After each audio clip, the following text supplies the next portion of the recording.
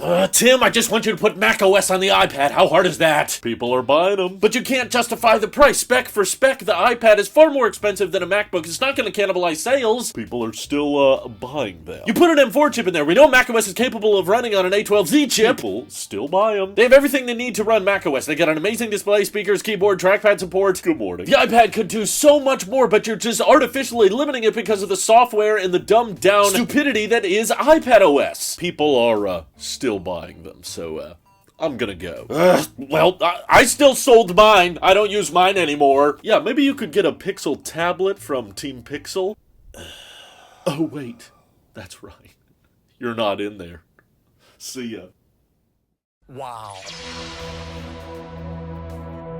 Yeah, I'm not getting really any credibility on this channel for bringing up all the times I've been right in the past, so I figured I'd highlight all the times I've been wrong as well, and this one definitely is not looking in my favor, but I guess to the Apple fanboys out there, some of you may look at this as good news, but in the past I've criticized Apple, particularly surrounding the iPad Pros, because I've said that the software, doesn't justify the price of the product, or the software doesn't let you fully unlock the product, and while I still personally do believe that, a lot of my concerns and criticisms stem down from the iPad Pro could be selling way more or at much higher volume, or, the iPad is kind of a toy, it's kind of a joke, because many times, both in my live streams and on the podcasts and in my videos, I have said that the vast majority of iPad sales are for like the $300 budget iPads. It's not the iPad Pros. I don't know why Apple talks so much about the iPad Pros when in reality, there's so few people actually spending that much money on them. Most people are just buying those cheapo iPads, but some of our longest term Discord supporters have actually been pointing out my flaws with this argument quite regularly, showcasing that, at least according to Consumer Reports and multiple news sources that are sampling iPad sales and looking at the data, because Apple doesn't exactly break down iPad sales by unit volume anymore. I wish they did, because it'd probably paint a pretty interesting picture, but if we are to go based on any kind of data, iPad Pros have actually accounted for the majority of iPad sales in recent years. The reason I, for a long time, have been suspecting that the budget iPad, the 10.2-inch iPads have been the top seller is because way back in 2020 and 2021, there were events and times where Apple used the headline on the budget iPad that this is our most popular model, probably because there's nothing else very noteworthy to say about it. Maybe the marketing team didn't want to brag about affordability, so they just like saying, well, this one is the best seller, this is what everybody buys. So I just ran with that over the past few years and didn't really do my own research to see what are the sales volumes looking like, and at least between 2023 to 2024, we've actually seen quite a decline in market share from the iPad Air and the iPad Mini. Ugh, it hurts my heart seeing the iPad Mini sell at such low volume, because that thing's amazing, and I wish they would make a Pro variant of the iPad Mini, absolutely, but all of the data is pointing to more and more people buying the iPad Pros, particularly the 11-inch models, probably because a lot of people who buy the iPads aren't necessarily looking at it as a MacBook replacement or alternative. iPadOS, and I think most of us would agree on this, is optimized for touch first. They even talked about that in the recently uploaded Final Cut Pro for iPad 2 updates. Horrible name, by the way, but showcasing that you can get a lot of work done and do a lot of video editing, and at no point during the entire showcase of the new Final Cut features do they actually show the iPad connected to a keyboard and a trackpad. iPadOS is very much touch optimized, and I think that works a lot better when you're using an 11-inch iPad Pro, which of course this year got a lot better now that it is finally accommodating for OLED displays, whereas before that used to be,